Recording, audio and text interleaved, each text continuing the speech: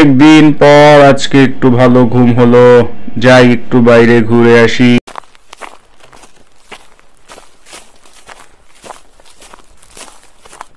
আহা কি আনন্দ আকাশে বাতাসে। কিরে লাল্লু, কি খবর? অনেক দিন পর দেখা, মনটা খুব খুশি মনে হচ্ছে। হ্যাঁ মন্টু মামা, শরীর মন দুটাই ভালো আছে, খুশির খবর আছে। তোমার ব্যবসা কেমন চলছে? আর ব্যবসা, মানুষজন এখন একেবারেই খায় না। আগে একটু বাবুর্চিগিরি করে টাকা কামাতাম, তাও মানুষ বিয়ে শাদী বন্ধ করে দিছে। যাই হোক, একটা সুসংবাদ আছে, আমার বিয়ে পাকা হয়ে গেছে। বাবুর্চির কাজটা কিন্তু তোমাকেই করতে হবে। আরে এ তো খুব খুশির কথা। তো কবে হচ্ছে আর পাত্রী কোথাকার বলতো একটু শুনি। ভাই, আগামী শুক্রবার বিয়ে, আর পাত্রীর বাড়ি হচ্ছে শাপলার হাট। তুমি সময় মতো চলে এসো কিন্তু। হ্যাঁ ভাই, অনেক কাজ, বিদায় নিচ্ছি, মনে থাকে যেন। মনে থাকবে না আবার? তা কি হয়, আমি সময় মতো চলে আসবো। আজ মন বলেছে আমি হারিয়ে যাব, হারিয়ে যাব শুধু তোমার মাঝে।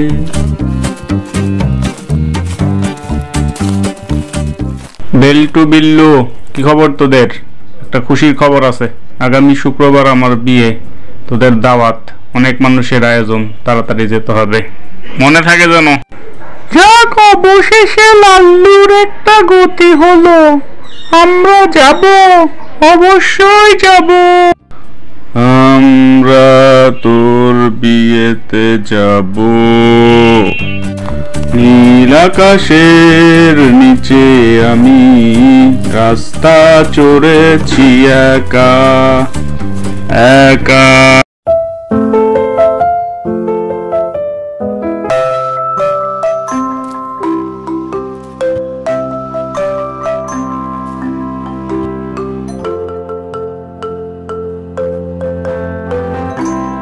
কি হ্যাঁ মন্টু মামা, তোমার কি অবস্থা? সবাই তো চলে আসবে খাবার জন্য। কতটুকু হলো তোমার? সব শেষ, শুধু খাসির রেজালাটা বাকি। একটু পরেই সব নিয়ে আসবো, কোনো টেনশন করিস না। আচ্ছা তাড়াতাড়ি করো, ওদিকে তো অবস্থা খারাপ, তুমি জানোই তো। তাড়াতাড়ি করো, না হলে কিন্তু সমস্যা হয়ে যাবে।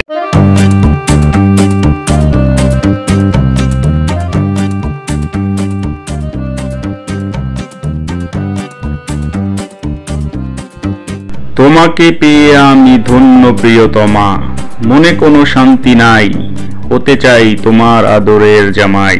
কিরে বেল্লু বিল্টু, রান্না কেমন হয়েছে? ভালো মতো খাস, পেট ভরে খাস। রান্না চরম হয়েছে মন্টু মামা, পেট ভরে খাচ্ছি। তোমাকে ধন্যবাদ। সারাদিন শুধু ঘুম আর খাওয়া, কোনো কাজ কাম নাই। এরকম অলস ব্যক্তি জানলে আগে বিয়েই করতেন না। ছি! আমার বাপ দাদারা কি সম্পদ রেখে গেছে কাজ করার জন্য?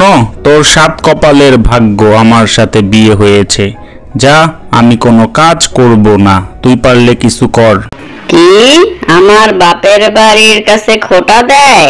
আমি আর এখানে থাকবো না, আমি তোমার সাথে থাকবো না। এই যে আমি গেলাম। যাও যাও, আগে জানলে আমি এরকম মহিলাকে কখনো বিয়েই করতাম না। দূর, ছাই, যা তা, মেজাজ গরম। এত কষ্ট মেনে নেওয়া যায় না, মেনে নেওয়া যায় না। আমি যতটা না ভুল করেছি, তারও অনেক বেশি কেঁদেছি।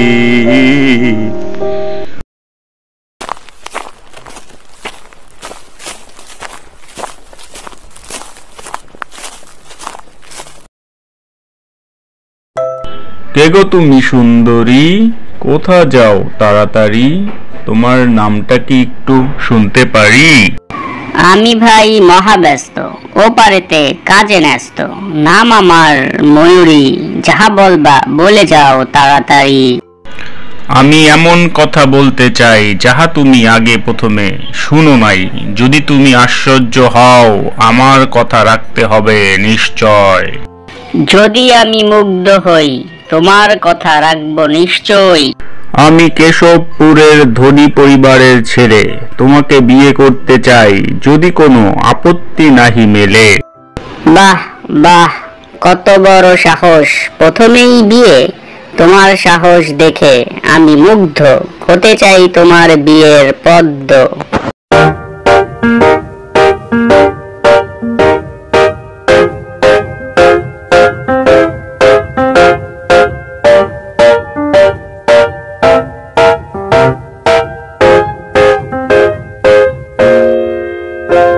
ওরে বাবা, এত সুন্দর বাড়ি! তুমি তো আসলেই খুব ধনী। আমার বাপ দাদারা যা রেখে গেছে, আমার 7 প্রজন্ম খেলেও শেষ হবে না। আমার অনেক আছে। ধন সম্পদ বেশি থাকলেই মানুষ সুখী হয় না। আমি সুখী হতে চাই। আমি তোমাকে সর্বোচ্চ সুখে রাখার চেষ্টা করব, এ আমার অঙ্গীকার। আমি একই শুনলাম, তুমি নাকি আমার আগে আরেকটা বিয়ে করেছিলে? হ্যাঁ, করেছিলাম। যাহা শুনেছ সত্য শুনেছ। তাহলে সেটা তুমি আমাকে আগে বলনি কেন? আর কেনই বা ছাড়লে তুমি তাকে? তুমি কি এভাবেই মেয়েদের জীবন নষ্ট করো? সে শুধু আমাকে অলস বলে খোঁটা দেয়, কাজ করি না বলে শুধু আমাকে কথা শোনায়। আমার বাপ দাদা কি কম রেখে গেছে? আমি কেন কাজ করব? ওর যেহেতু সহ্য হয় না, তাই ওই চলে গেছে। এতে আমার কি করার আছে? আমি মিথ্যুকদের পছন্দ করি না। যে আমার সাথে মিথ্যা কথা বলছে তাকে আমি ছেড়ে চলে যাচ্ছি। আমি আর কখনো আসবো না। দূর শালা, মেয়ে মানুষই ভালো না। এত কিছু করি তাও মন রাখতে পারি না। দেখি এই নির্মল পরিবেশে মনটা ভালো হয় কিনা। জীবনটা শুধু দুঃখ আর দুঃখ।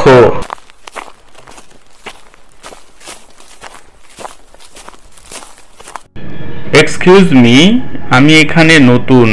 যদি একটু কষ্ট করে কোথায় ভালো খাবার পাবো বলতে পারেন, খুবই উপকৃত হতাম। এই তো সামনেই একটি ফ্রাইড চিকেনের দোকান আছে, ওইখানে সবচেয়ে ভালো চিকেন পাবেন। আমি তো এখানে চিনি না। যদি আপনি একটু কষ্ট করে আমাকে নিয়ে যেতেন, তাহলে হয়তো আমার জন্য একটু বেশি ভালো হতো। আচ্ছা চলুন, আমার হাতে সময় আছে, আমি আপনাকে দেখিয়ে দিচ্ছি। খাবারের যা অবস্থা, যাচ্ছে তাই একটু ভালো খাবারের জন্য ভালো জায়গায় যাওয়া দরকার। এখানকার চিকেন সবচেয়ে ভালো, খেয়ে দেখেন। একটু আমাকে বলেন কেমন লাগছে আপনার? চিকেনটা আসলেই খুব ভালো, খুবই মজা পেলাম। আপনিও খান না একটু?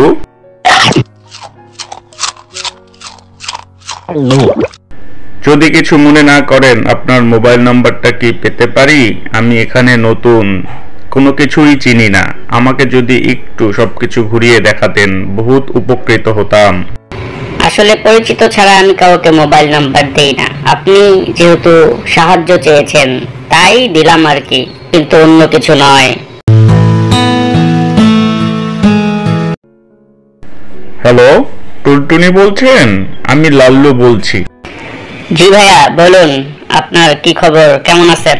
এই তো ভালো আছি। আমি কাল চলে যাব, তো যদি একটু আজকে আমাকে ঘুরিয়ে দেখাতেন খুবই ভালো হতো। সমস্যা নাই, আজকে আমি ফ্রি আছি। কোথায় আসতে হবে বলুন? ওই পার্কেই আসেন, আগে ওইখানে দেখা করি, তারপরে অন্য জায়গায় যাওয়া যাবে। ওকে, ঠিক আছে।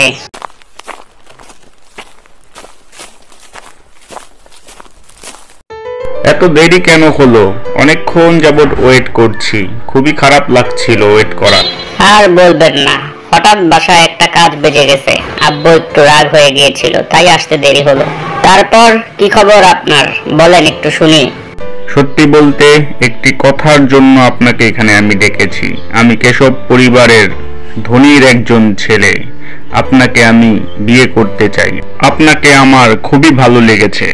আমার পরিবারের সম্মতি আমার সম্মতি। আমার পরিবার রাজি থাকলে আমিও রাজি। ওকে, তাহলে আমি আপনার পরিবারের সাথেই যোগাযোগ করব।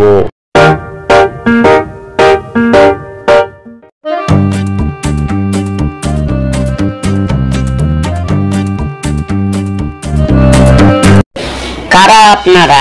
কোথা থেকে এসেছেন?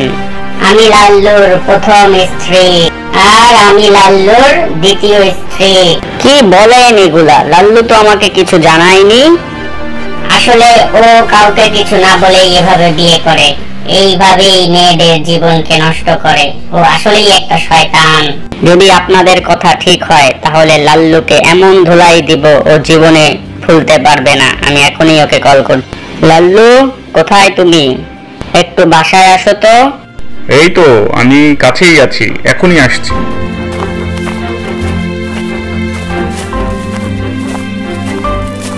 লাল্লু, এরা কারা? এরা নাকি তোমার স্ত্রী? আসলেই সত্যি কথা, এরা আমার স্ত্রী, কিন্তু সমস্যা হচ্ছে এরা নিজেদের জন্যই নিজেরা চলে গেছে, এতে আমার কিছুই করার ছিল না। তাহলে তুমি এসব কথা আমাকে আগে বলনি কেন? মিথ্যা কেন বললে আমাকে? ধারা মৃত্যু, তোর বাপের নাম আজকে ভুলিয়ে দেব। এই সবাই ধর ওকে। ওরে বাবা রে, ওরে বাবা রে, ওরে বাবা রে, ওরে বাবা রে।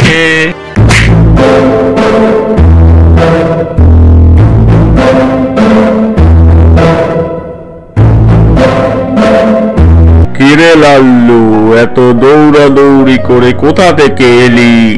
হোহ হোহ, আর বলো না, বউদের পিটানি খেয়ে দৌড়ে দৌড়ে তোমার কাছে আসলাম। ঠিকই আছে, এত বিয়ে করলে এভাবেই পিটনি খেতে হয়। তোমাকে কথা দিলাম মামা, বিয়ে করার স্বাদ আমার মিটে গেছে, তাই আমি সারা জীবন একা একাই থাকবো, আর বিয়ে করব না। যাক, অবশেষে লাল্লুর সুবুদ্ধি হয়েছে। একা লাইফ, বিন্দাস লাইফ। ভালো থাকিস কিন্তু, আর আমরাও ভালো থাকবো।